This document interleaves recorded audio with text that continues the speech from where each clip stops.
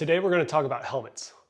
We're going to try to figure out what's right for you and tell you why you'd want one over the other.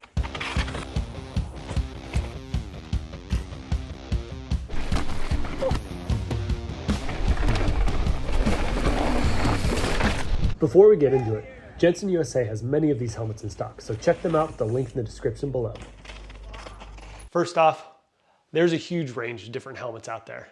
You have helmets like the Smith Mainline here that are more your lightweight helmet you'd want to pedal in, all the way up to your 100% Aircraft 2, which is going to be the heavier duty, full downhill. This guy's a little bit warmer, but you know, helmets keep improving and they're not all too hefty.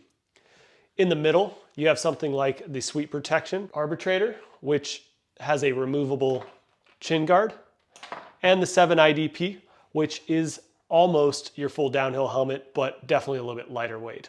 What makes these helmets different? We'll talk about it more with each individual, but the biggest difference is construction. Something like the Mainline, all the way up to parts of the Sweet Protection, use what's called an in-mold shell.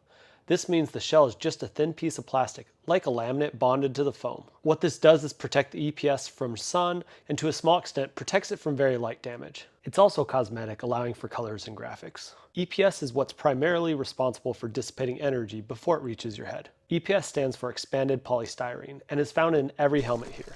I just mention it because as we get into helmet specifics, some helmets use EPP, or expanded polypropylene. This doesn't replace EPS in any of the helmets we're talking about, but it is used as an added layer of protection to better dissipate impacts. And we'll talk about it more when we get into helmets that use it. On the other end of the spectrum, you have the more traditional hard shell helmet. These have a hard, often polycarbonate or carbon fiber outer shell around the EPS. The EPS is what's designed to take the hardest hit, but can be damaged by drop, or any compression of the foam reduces its effectiveness. So if you drop or scratch one of these helmets, as opposed to the in-mold shell, it won't reduce how well it works because your head isn't inside to compress that foam. Last note is about the added impact features we'll talk about with each helmet. Mountain bike helmets have had the same safety rating for a very long time. And as mountain bikes and trails have changed, we are traveling much faster than we did just a few years ago. Full-face downhill helmets are tested to a higher standard, but that does not mean that every full-face helmet meets the downhill standard with a chin bar. I'm only interested in helmets that do, so at least here, all of these helmets meet the same minimum standard. However, these added features have not been accounted for in those tests. Virginia Tech is continually testing and rating helmets, but at this point they have tested very few full-face helmets, so generally I will err on the side of the added safety features. That does get us to one issue I'll be covering more in my half-shell roundup, as they tested way more half-shell helmets. And that's that the most expensive helmet is not always the best. The Specialized Tactic 4 is still one of the highest rated helmets, despite being only $110. I have a helmet from another manufacturer that is more than twice and ranked significantly lower. So I'll put a link to the Virginia Tech site, and it's always worth taking a look there first. Hopefully they'll get around to more full-face helmets.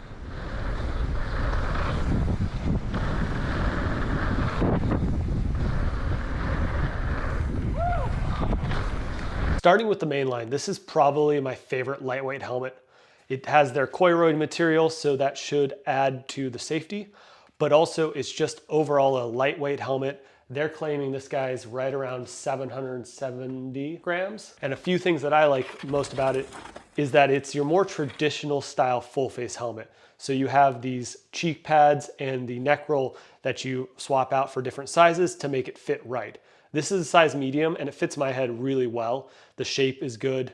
It also has the MIPS liner to help reduce rotational forces on the brain when you do, unfortunately, smack your head. Overall, after multiple seasons in this helmet and a couple good spills, it's still in really good shape. I did manage to damage the foam ever so slightly here. The coiroid did cut my forehead slightly. Really good fit. The biggest downside to this helmet, I would say, is the noise the liner makes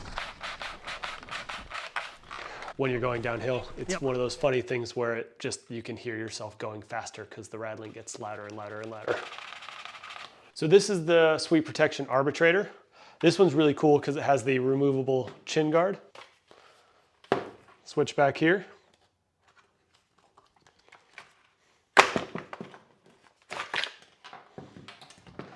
So you do almost get two helmets in one.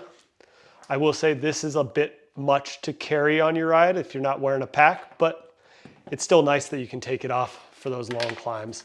And the other thing to note about the Sweep Protection is it has a very old school downhill helmet feel. It's very tight and makes you feel safe. One thing I don't love is the adjustable bit on the back, but you definitely need it for when it's in the half shell form. Overall, this is one I'd highly recommend if it fits your head and you're looking for that one that disassembles. It's not quite as light as some out there. So, you know, if you're more worried about that, it may not be your go-to, but compared to other removable chin guard helmets, it's right in line. Sweep Protection uses MIPS, similar to Smith. And another thing I like about most, if not all Sweep Protection helmets, are the impact shields. These are higher density foam pieces at the front and back of this helmet. They do it in a few different ways depending on the helmet, but it seems like a good idea in any case. Next, in the convertible style, I have the Giro Switchblade. This is another great helmet, a bit heavier, similar to the Sweep Protection, and it doesn't have all the protective features of the Sweep Protection, but it's just about the first helmet to the market that met the downhill crash standard with a removable chin guard. It does have MIPS and what they call hard shell in mold hard body lower wrap. It's just a lot of words, meaning that the lower part of the helmet does have a harder shell, but it still has the standard in mold drawbacks on the top, so try not to drop this one. I also like the GoPro mount on the visor and the looks when the chin bar is removed, but that may just be me. So compared to the Arbitrator, it breathes a bit better with the chin guard installed, but doesn't have that enveloping feel or even feel as robust. Last note, because of the lighter, more breathable feel and looser cheek pads, you do have to be careful to tighten down the fit dial. It won't stay in place like a traditional full face, and unfortunately I found that out while practicing for an enduro where I crashed, caught the chin guard, which pulled down my goggles, breaking my nose and splitting it wide open.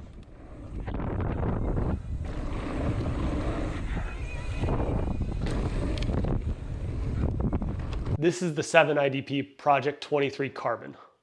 So this is going to be the first one that has basically a shell before the foam. The one thing to note about when you get up to this level of helmet is they do tend to weigh a little bit more, but this one's not very heavy at all. Their claimed weight is right at 1,012 grams. And generally these give you that more enclosed, protected feeling. This one has a ton of ventilation, so it's decent for riding in. But the one thing I don't love is it doesn't have a very pronounced neck roll, so it doesn't feel quite as tight as some other helmets I've tried. Also, this one, the sizing is a little different. I believe I ended up going with a small, which is weird for me. Yeah, I did have to go with a small, so definitely worth trying on first. Overall, a decent helmet though. This one did take a real hard hit in Whistler, and the back of it did completely blow out and crack. This thing is light and the ventilation is pretty good.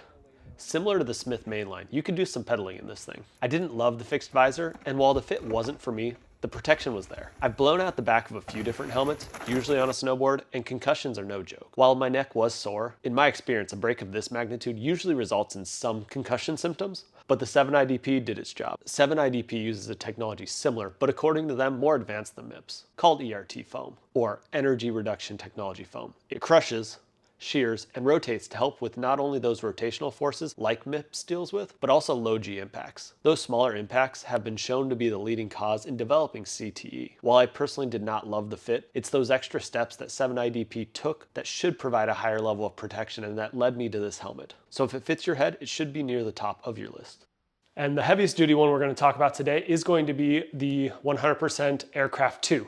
So this is full on downhill certified in every way, has a very nice enclosed fit, and still breathes quite well. Not nearly as much ventilation as some of the other helmets though. So it's definitely more of a riding the lift or shuttling style helmet.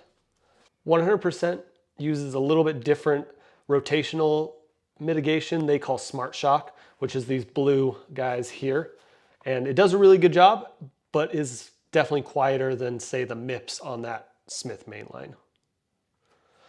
Overall, this one doesn't fit my head quite as well, but pretty good. The one thing I would note is while I had to size down with the 7IDP helmet, this size medium actually feels quite tight. So helmet fit can be all over the place. I definitely recommend trying a helmet on to ensure that you're going to be comfortable and you're going to wear it.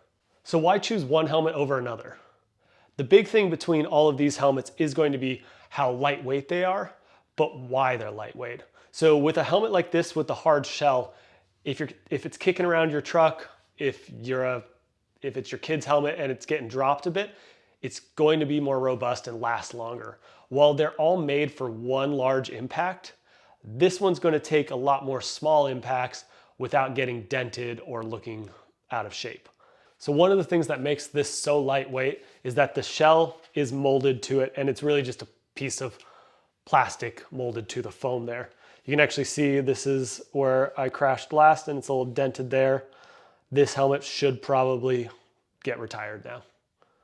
A dented helmet, whether it's from a drop or an impact, is reducing the effectiveness of that protection. So if it's kicking around your truck or it's your kid's helmet, I definitely recommend these hard shell styles. Jensen USA has many of these helmets in stock, so check them out with the links in the description below.